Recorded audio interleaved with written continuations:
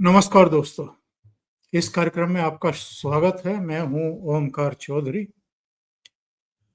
आज बात करेंगे जालंधर की, पंजाब की और पंजाब के हालातों की। बीती रात करीब 2 सवा 2 बजे के आसपास भारतीय जनता पार्टी और अकाली दल की जो संयुक्त सरकार थी, उसमें मंत्री रहे हैं, अधिवक्ता भी हैं और इनकी छवि अच्छी है, सज्जन आदमी माने जाते हैं। मनोरंजन कालिया के आवास पर ग्रेनेड से अटैक किया गया और रात सवा 2 बजे से लेकर के अब तक बहुत कुछ घट चुका है जालंधर में। हरियाणा के मुख्यमंत्री, नायब सैनी वहां का दौरा कर चुके हैं, सुखबीर बादल भी वहां का दौरा कर चुके हैं। वहां पर भारतीय जनता पार्टी का प्रदर्शन हो चुका है। मुख्यमंत्री भगवंत मान के इस्तीफे की मांग की गई है और पंजाब में जो कानून व्यवस्था है उस पर गंभीर सवाल खड़े हो गए हैं। वैसे तो मनोरंजन कालिया साहब को सुरक्षा व्यवस्था दी गई है, लेकिन उनके आवास पर ये ग्रेनेड से अटैक एक्चुअल में बहुत सारे सवाल छोड़ गया है। पंजाब की जो इस समय राजनीतिक स्थिति परिस्थिति है वो बहुत खराब है, बहुत ही कंफ्यूज करने वाली है। आम आदमी पार्टी की जो सरकार है उसने अभी 3 साल पूरे किए हैं और लोगों का बुरी तरह मोह भंग हुआ है। जो वादे इन्होंने किए थे वो पूरे करने में नाकाम रहे हैं। कानून व्यवस्था के मोर्चे पर भी, सामाजिक समरसता के मोर्चे पर भी, किसानों के एजिटेशन को लेकर के भी सवालों के कटघरे में है। जिस तरीके से अरविंद केजरीवाल एंड कंपनी दिल्ली में इन आंदोलनकारियों के साथ खड़े हुए थे, वही पंजाब में इनको लठ बजा रहे थे, इनकी गिरफ्तारियां कर रहे थे, उठा करके इनको हिरासत में ले रहे थे। जो आपके वो पन्नू सन्नू एंड कंपनी है, उनके वीडियो बीच में आए हैं, वो बहुत ही नाराज हैं इन लोगों से, इनके तौर तरीकों से, क्योंकि जो उम्मीदें थी इनसे वो पूरी हुई नहीं है। तो ऐसे में बड़े सवाल जो मैं कह रहा हूं वो इसलिए उठ रहे हैं कि अकाली दल अभी भी मरणासन अवस्था में है। कांग्रेस में भी कुछ ऐसा नहीं हुआ है कि कांग्रेस के प्रति लोगों का कोई बड़ा रुझान हुआ हो। लेकिन अगर लोकसभा चुनाव के नतीजे देखें तो कांग्रेस ही लार्जेस्ट पार्टी वहां होकर के उभरी है। तो ऐसे में अगर लोग ये सोचें कि जो आने वाले 2027 के विधानसभा चुनाव हैं उनमें कहीं कांग्रेस और भारतीय जनता पार्टी मुख्य प्रतिद्वंदियों के तौर पर ना उभर जाएं, तो ऐसा सोचना भी गलत नहीं है। क्योंकि भारतीय जनता पार्टी के बारे में भले ही इन्होंने बहुत विश्वमन किया हो, पर भारतीय जनता पार्टी का वहां पर एक बेस है और लोगों की सोच में एक बदलाव देखने को मिल रहा है। तो कहीं ऐसा तो नहीं है कि भारतीय जनता पार्टी को आतंकित करने के लिए, उनकी लीडरशिप को डराने के लिए ये सब साजिश रची गई हो। मेरे साथ एक्चुअल में जालंधर से ही सीधे जुड़ रहे हैं बाबा रामदास जी। तो उन्हीं से क्यों ना बात की जाए और उन्हीं से क्यों ना फीडबैक लिया जाए। बाबा जी, बहुत स्वागत है आपका। नमस्कार। जय श्री राम। जय श्री राम। बाबा जी, पूरे घटनाक्रम को आप कैसे देख रहे हैं? वहीं बैठे हैं। देखिए साहब, ये पिछले 2-3-4 सालों में ये लगभग 1 दर्जन से ज्यादा हैंड ग्रेनेड के अटैक्स हो चुके हैं। 1 दर्जन से ज्यादा हैंड ग्रेनेड अटैक्स हो चुके हैं संघ और भाजपा नेताओं के ऊपर। और सिर्फ अटैक नहीं हुए सर, वो कई केसेस में तो संघ के नेताओं की हत्याएं हुई। और ये एक लंबा सिलसिला है जो लगातार चला आ रहा है। परंतु सर, जैसा कि आपने भी सिर्फ मनोरंजन कालिया जी के आवास पर रात में हैंड ग्रेनेड हमले का जिक्र किया, कल ही एक और हमला हुआ है सर। बटाला जिला है, सीमावर्ती इलाका है वो भी, उसमें थाना है किला लाल सिंह। उस थाने के ऊपर भी ऐसा बताया गया है कि रॉकेट लॉन्चर से हमला हुआ है। और इनिशियली, जैसा कि हमेशा पंजाब पुलिस करती है, जब भी किसी चौकी या थाने पे ग्रेनेड से या रॉकेट लॉन्चर से हमला होता है तो सबसे पहले जो रिएक्शन आता है पंजाब पुलिस का, वो नकार देती है कि नहीं नहीं, हमें तो ऐसा कुछ सुना नहीं, जबकि पब्लिक ने पूरा और मीडिया में आ गई बात। तो कल भी यही हुआ, पहले पुलिस ने नकार दिया कि नहीं साहब ऐसा कुछ नहीं हुआ, बाद में कहा हम जांच करा रहे हैं। कहते जब हमने सुना था कि हमला हुआ है, जब हम गए तो हमने हमले का कोई चिन्ह, कोई निशान, कोई क्षति नहीं होनी पाई थाने में। पर फिर क्या हो गया कि 3 माफिया बदमाशों ने, सो कॉल्ड आतंकवादी संगठनों ने, जो कि विदेश में बैठे हैं, उन्होंने सोशल मीडिया पोस्ट के थ्रू उस हमले की जो है वो जिम्मेवारी ले ली। उनके नाम है हैप्पी पासिया, मन्नू अगवान और गोपी नवाशहरिया। ये बब्बर खालसा नामक एक आतंकी संगठन के सो कॉल्ड स्वयंभू सेल्फ प्रोक्लेम्ड आतंकवादी हैं। उन्होंने कहा जी हमने कराया है और पंजाब पुलिस के ऊपर यह हमला हमने किया, और ये जो पीलीभीत में एनकाउंटर किया था हमारे लोगों का, उनका बदला लिया गया। ये कल उनका बयान आया है।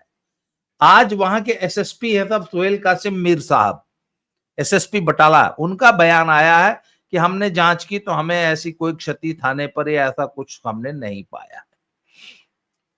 तो ये एक ही रात में सर 2 हमले हैं। मनोरंजन कालिया जी का तो घर पंजाब की जालंधर के सबसे पॉश इलाके में, बहुत ही वीवीआईपी इलाके में मनोरंजन कालिया साहब रहते हैं। जहां मैं रहता हूं, मेरे घर तो मुश्किल से आधा किलोमीटर की दूरी पे। जी और जी। इसको लेके पंजाब में आज भाजपा नेताओं ने बड़ा रोष प्रकट किया है, जैसे कि आपने बताया कि बहुत सारे मतलब और काफी राजनीतिक हलचल हुई। तो सर ये एक सिलसिला है जो लगातार चल रहा है, और अगर आप इसकी पुनरावृत्ति देखेंगे तो हर हफ्ते 10 दिन में इस प्रकार का कोई एक अटैक हो जाता है। अच्छा, अब आपने पूछा सर ये असल में होता क्यों है? सर ये एक बहुत बड़ा नेक्सस है, और नेक्सस ये है सर कि विदेश में बैठे हुए क्रिमिनल्स, माफिया गैंगस्टर्स ने आतंकवादी का मुलम्मा ओढ़ लिया है, और वहां बैठ के, अच्छा मान लीजिए एक क्रिमिनल गैंगस्टर है, कनाडा से फोन कर रहा है, ये 2 करोड़ रुपया पहुंचा दो, तो हो सकता है सामने वाला डर जाएगा, हो सकता है एक बार को ना भी डरे या पुलिस के पास चले जाए। परंतु यदि वो बोल रहा है कि मैं फलाने आतंकी संगठन, खालिस्तानी आतंकी संगठन का सरगना बोल रहा हूं, तो उसकी उस धमकी में वजन बढ़ जाता है और सामने वाला डर जाता है। और पंजाब में तो सर एक्सटॉर्शन का एक बहुत बड़ा रैकेट चल रहा है, और आज से नहीं चल रहा है, ये पिछले कई साल से चल रहा है। और अब तो व्यापारियों ने, अब तो बिजनेसमैन ने, उद्योगपतियों ने पुलिस को रिपोर्ट करना ही बंद कर दिया है।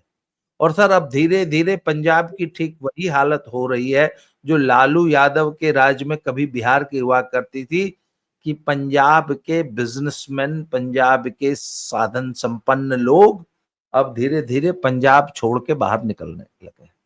क्यों?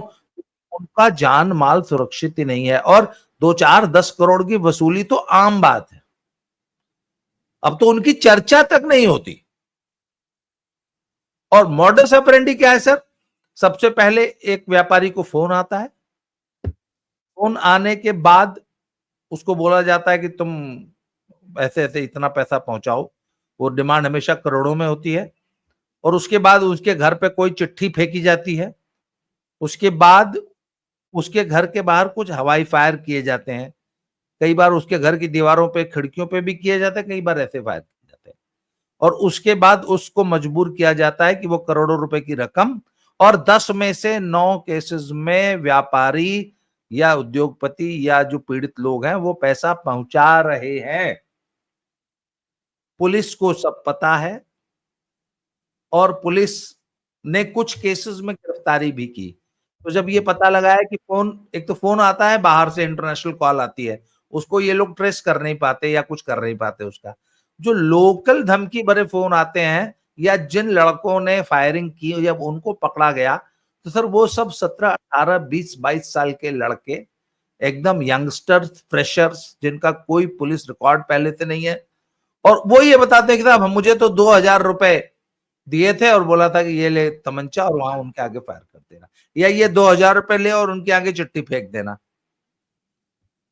मैं आपको बताऊं सर, इनका आतंकवाद भी अब बदल गया। अभी पीछे 3 घटनाएं हुई हैं। जो 3 पीलीभीत के जो आतंकवादी थे जो मारे गए, सर वो देवर पेटी लेबर्स, जो कि लेबर चौक पे वो और उनके पिता दोनों सुबह 400, 500, 600 रुपए की दिहाड़ी मजदूरी करते थे। उनको रिक्रूट करके उनसे वो गुरदासपुर वाली चौकी पे बम फेंकवा दिया गया। तो सर पूरा आपको अगर याद हो 80 और 90 के दशक का जो आतंकवाद था, वो तो आपने तो पूरा कवर किया है, आप तो उन दिनों अपनी जी हाँ, जी प्राइम हाँ। जवानी में रहे होंगे। जी जी। सर उस आतंकवाद में जो आतंकवादी थे उनका प्रोफाइल चेक करिए, उसमें 99% जट सिख थे, वो आइडियोलॉजी ड्रिवन थे। आज तो 2000, 4000 के लिए आतंकवादी रिक्रूट किए जा रहे हैं, और ये रिक्रूटमेंट का जो स्टाइल है ना सर, ये आतंकी संगठनों का नहीं है, ये है पेटी क्रिमिनल्स का। जैसे मुख्तार अंसारी जैसे, अतीक अहमद जैसे जो ये शूटर हायर करते थे, एक बियर पिला के तरह मर्डर करवाते थे ये। एक बियर पिलाई, 200 रुपए दिए, मुर्गा खिला दिया, और जो है शूटर बना दिया एक लड़के को। तो सर ये उस प्रकार की रिक्रूटमेंट करके और ये पंजाब में दहशत फैला के सिर्फ और सिर्फ वसूली का ये कुचक्र चल रहा है, जिसको रोकने में पंजाब की सरकार और पंजाब की पुलिस पूरी तरह नाकामयाब। इनके अंदर सर विल पावर ही नहीं है कि वो उसे रोक सके। जो मेरा मूल सवाल है बाबा जी, जी क्या ये भारतीय जनता पार्टी को डराने की साजिश है कि वो बैक फुट पर चले जाएं और उतनी ताकत के साथ 2027 की तैयारी ना करें जैसा कि वो मन बना रही है इस बार? सर देखिए, ये तो निश्चित है ही, दिस इज अनदर एंगल। इस घटना के पीछे भाजपा, और सर भाजपा और संघ दोनों, संघ के नेताओं की हत्याएं हुई हैं, संघ के कार्यालयों पे हमले हुए हैं। तो संघ को और बीजेपी को तो ये शुरू से धमकाते आए हैं और अभी भी धमका रहे हैं। और सर निश्चित रूप से आज की तारीख में आपने एकदम सही पॉइंट आउट किया कि पॉलिटिकली आम आदमी पार्टी बहुत बुरी तरह से बैकफुट पे है और उनका हालत बहुत खराब है। इस वक्त जो 2 पार्टियां मुख्य लड़ाई में है वो है कांग्रेस और बीजेपी। तो सर ये, मैं तो इसको कांग्रेस की टूल किट का, कांग्रेस के डीप स्टेट के जो बहुत गहरे संबंध हैं इन अंतरराष्ट्रीय साजिशकर्ताओं के साथ, उसके साथ भी जोड़ के देखूंगा। क्योंकि मुझे पता है कि कांग्रेस के नेताओं के हैंडलर्स जो विदेश में बैठे हैं, जिनके पास करोड़ों नहीं अरबों खरबों रुपए का बजट है, जो फंडिंग है कि भारत की सरकार को डिस्टेबलाइज किया जाए, भारत में राज्यों में अपने मनपसंद सरकारें बनाई जाएं, और भारत में जो केंद्र में जो मोदी की एक मजबूत सरकार है उसको डिस्टेबलाइज किया जाए। तो ऐसे में पंजाब सर सबसे इंपॉर्टेंट कड़ी है।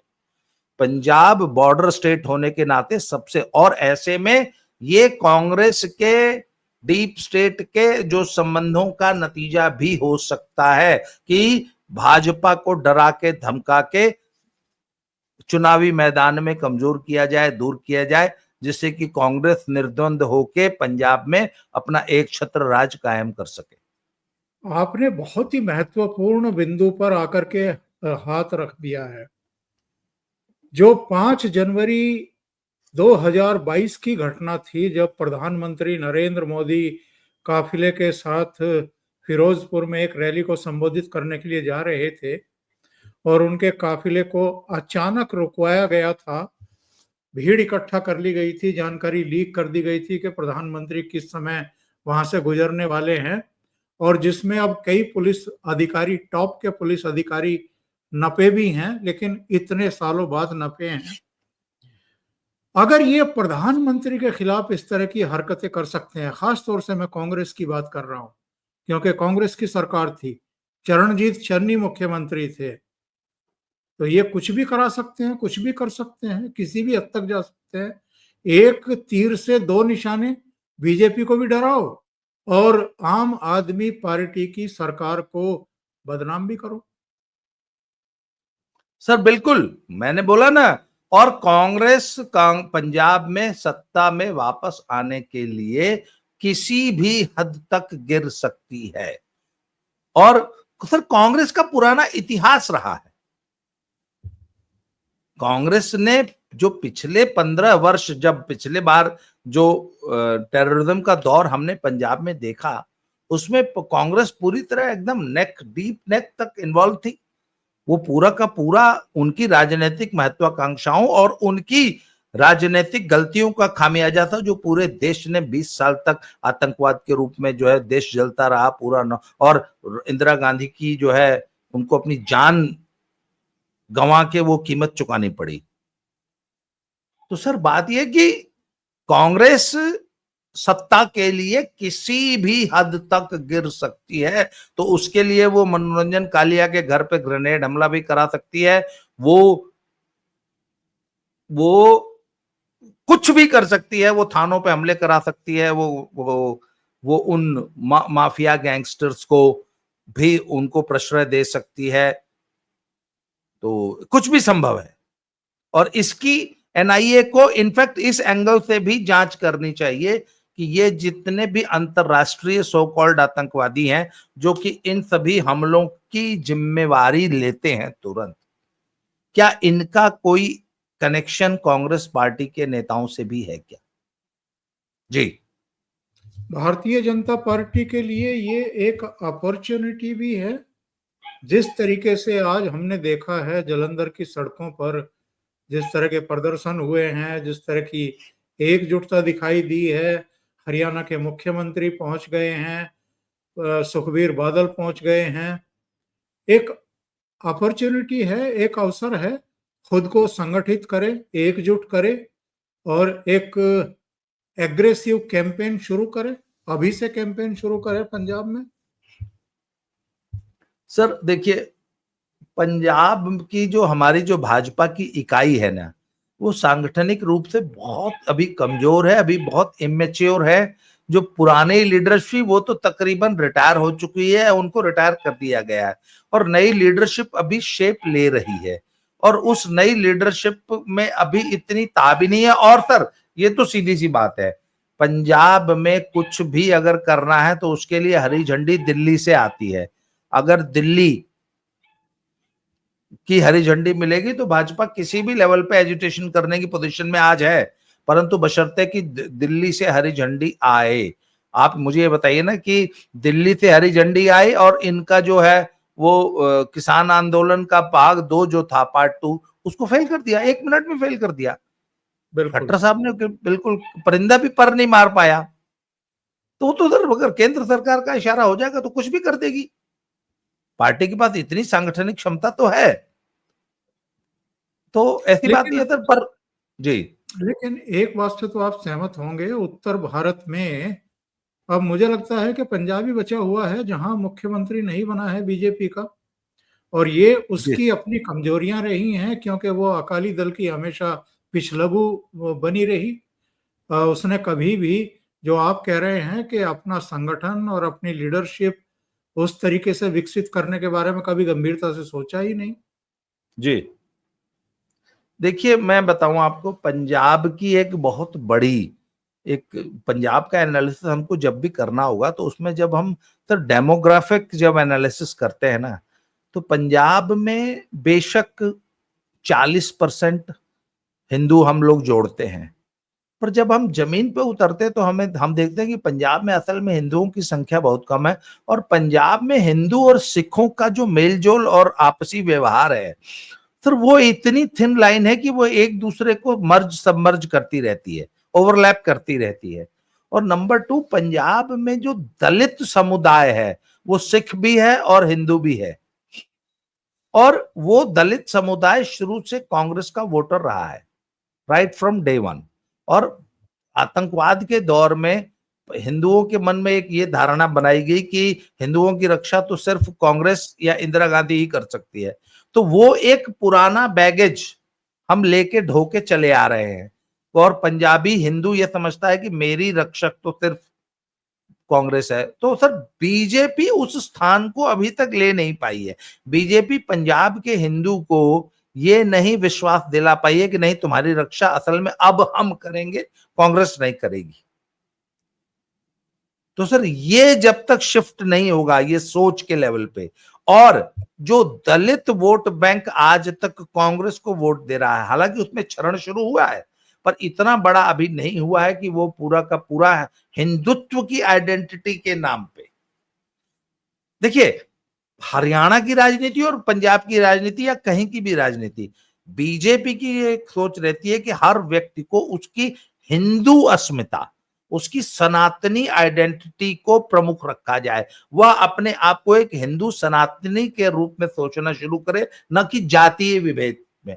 और इंडिया अलायंस का है कि किसी भी कीमत पे जातीय उन्माद बढ़ाओ, जिससे कि जातीय संघर्ष हो, और जातियों में बटा हिंदू कभी अपने आप को हिंदू की तरह न सोच पाए, वो अपनी जाति के रूप में ही आइडेंटिफाई करे। सर यही लड़ाई है। भाजपा कहती है नहीं तुम हिंदू हो, कांग्रेस और इंडिया अलायंस के सभी घटक दल कहते हैं कि नहीं तुम तो दलित हो, तुम तो पिछड़े हो, तुम तो ब्राह्मण हो, तुम तो राजपूत हो, तुम तो ओबीसी हो, तुम तो ईबीसी हो, तुम तो महादलित हो, तुम हिंदू हो ही नहीं।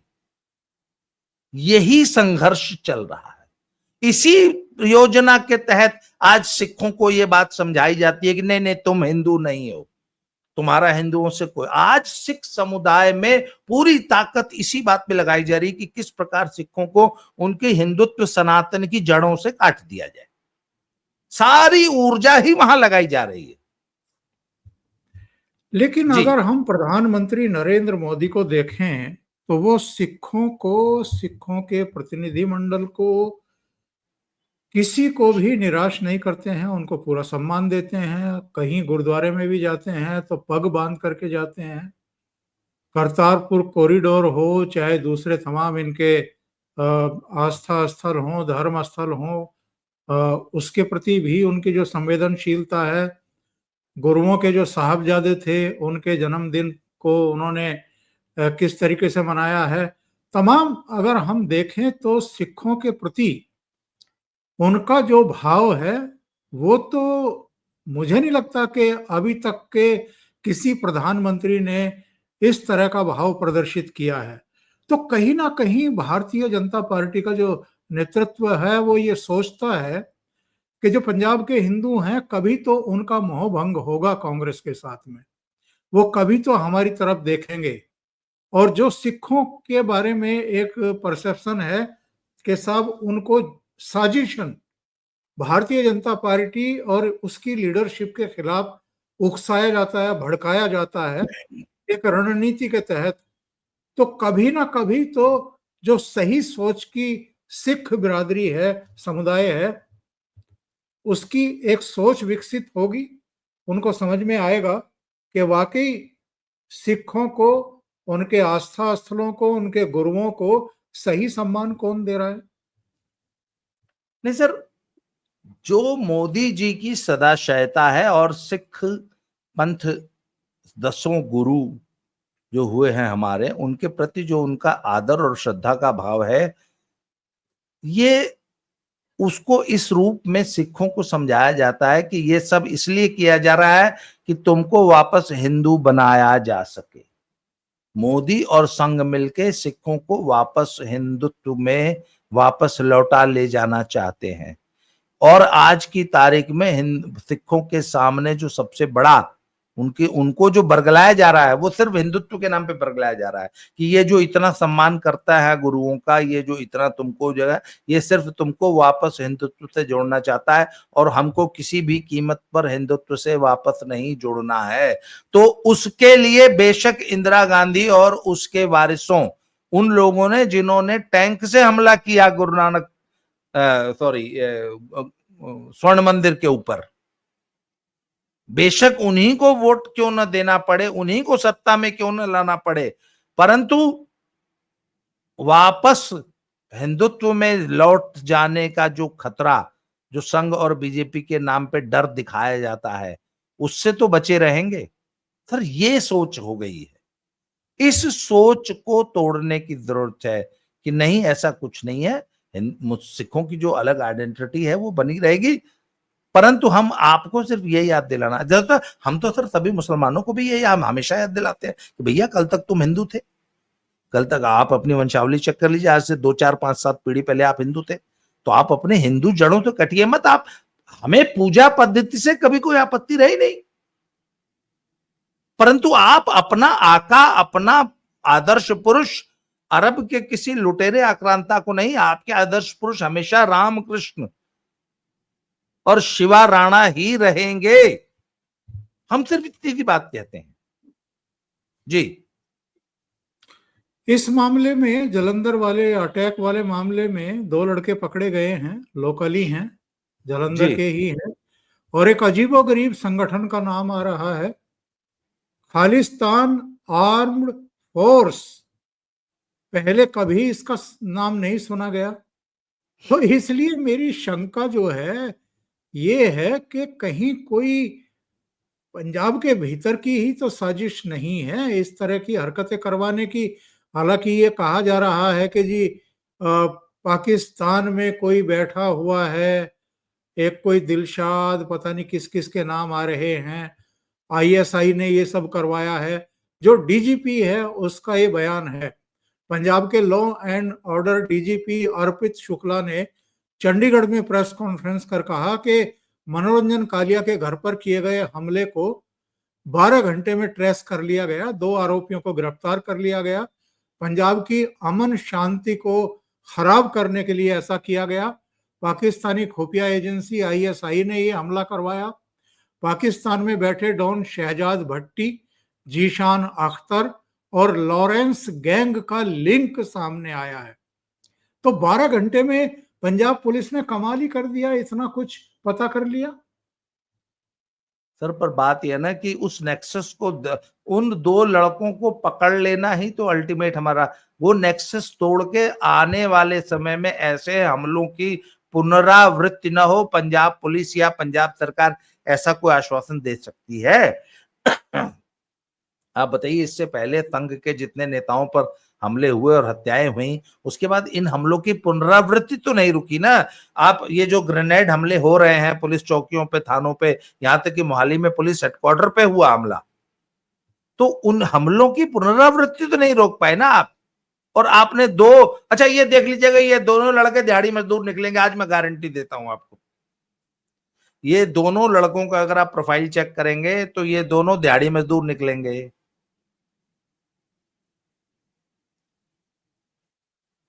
पंजाब पुलिस ये बात नहीं बताती है, ये बात पूरे पंजाब में सिर्फ मैं पॉइंट आउट करता हूं कि भैया आतंकवाद का जो नया रूप है वो दिहाड़ी मजदूरों का है। और इस समय जो ये आम आदमी पार्टी की लीडरशिप पंजाब में ही टहल रही है, वहीं लेटी हुई है, इसकी वजह क्या मान रहे हैं आप? अरे सर, वो तो बड़ा मजेदार, उस पर तो सर पूरा 40 मिनट का एक एपिसोड करना पड़ेगा सर, उसमें बड़ा मजेदार है। 12,000 सरकारी स्कूल है। अब ठुका कारतूस मनीष सिसोदिया कहता है कि मैंने दिल्ली में शिक्षा में आमूल चूल परिवर्तन करके एकदम रेवोल्यूशनाइज कर दिया, अब मैं पंजाब को कर दूंगा। तो सर आज मोहाली में एक स्कूल की बाउंड्री वॉल का उद्घाटन करने के लिए शिक्षा मंत्री पहुंचे, बाउंड्री वॉल का उद्घाटन, और एक दिन में सर करीब 2000 उद्घाटन समारोह हुए एक दिन में। और अब मजेदार सुनिए, प्राइमरी स्कूल में मान लीजिए किसी कमरे की पुताई हुई, किसी कमरे का प्लास्टर था उसको ठीक कर दिया, बाथरूम में हार्पिक डाल के चमका दिया गया, तो उसकी भी बकायदा संगमरमर और ब्लैक वाले ग्रेनाइट पे एनग्रेव्ड एक शिलापट्ट बना। वो शिलापट्ट और नेता के आगमन और उसके स्वागत के लिए प्राइमरी स्कूल को 5000, सर मिडिल स्कूल को 10,000 और हायर सेकेंडरी स्कूल को 15,000 रुपए का बजट सैंक्शन किया गया, पर पैसे नहीं भेजे गए। तो सर स्कूल टीचरों ने अपनी जेब से पैसा लगा के आनन फानन में वो शिलापट्ट बनवाए और वो टेंट तंबू बनवाए, और 2000 स्कूलों में, गांव के स्कूलों में, गांव शहर के स्कूलों में इस प्रकार के आयोजन किए गए, जिसमें पता लगा था शिक्षा में क्रांति लाई जा रही है। और हुआ क्या था कि कोई कमरा ठीक करा दिया, कोई कमरे की जो है पुताई करवा दी, ऐसे ऐसे बाथरूम बनवा दिए, बाथरूम में इनॉग्रेशन, उसका सबका इनॉग्रेशन हो रहा है। अच्छा, और इसके अलावा आज क्या हुआ कि आज एक एमएलए साहब है, उधर मानसा में एक स्कूल था, उसमें उद्घाटन के लिए पहुंचे, कल की बात है। तो सर वो सीनियर सेकेंडरी स्कूल था, टीचरों ने अब आनन फानन में एक दिन के नोटिस पे वहां पे वो फंक्शन रख दिया। एमएलए साहब पहुंचे, आम आदमी पार्टी वाले, तो उन्होंने देखा कि वहां पे मुश्किल से 150 बच्चे हैं, जो कि वो भी सभागार में बैठे नहीं है, इधर उधर घूम रहे हैं, मतलब आवारागर्दी कर रहे हैं, और वहां पे कोई भी पब्लिक नहीं थी, कुछ नहीं थी, और एकदम फीका सा एक कार्यक्रम था। तो उस पर बहुत नाराज हो गए कि कैसे तुमने डिसिप्लिन है और ये बच्चे तुम्हारी बात नहीं सुन रहे हैं, और कोई सभागार में बैठा नहीं, और तुमने पेरेंट्स को क्यों नहीं बुलाया, पब्लिक को क्यों नहीं बुलाया, और एकदम बेकार है, और मैं इनके खिलाफ विभागीय जांच की मैं संस्तुति करता हूं। उन्होंने मंच से ही टीचरों को जो है धमकाना अड़काना शुरू किया।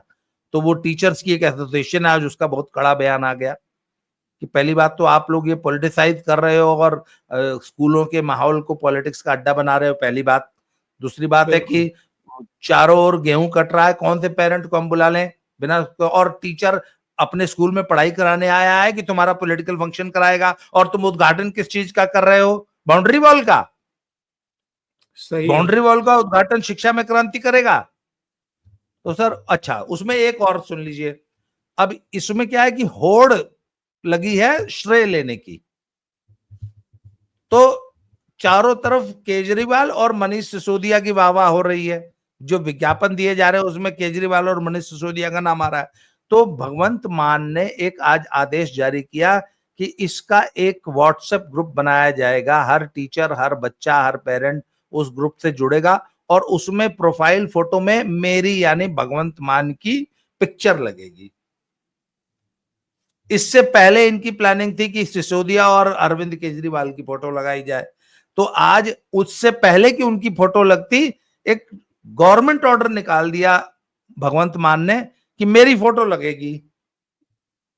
यानी शुरुआत हो गई, टसलबाजी की शुरुआत। तो यही टसल चल रही है सर, और शिक्षा में आमूलचूल परिवर्तन और क्रांति के नाम पे पब्लिक को बेवकूफ बनाया जा रहा है। जी चलिए, ये तो ऐसा विषय है जिस पर अलग से एक शो करना ही जी जी पड़ेगा। जी बाबा जी, बहुत बहुत धन्यवाद, आप जुड़े ओशियन नेटवर्क के साथ और इतना समय निकाला आपने और महत्वपूर्ण जानकारी साझा की। Thank you so much. जय धन्यवाद। श्री जय श्री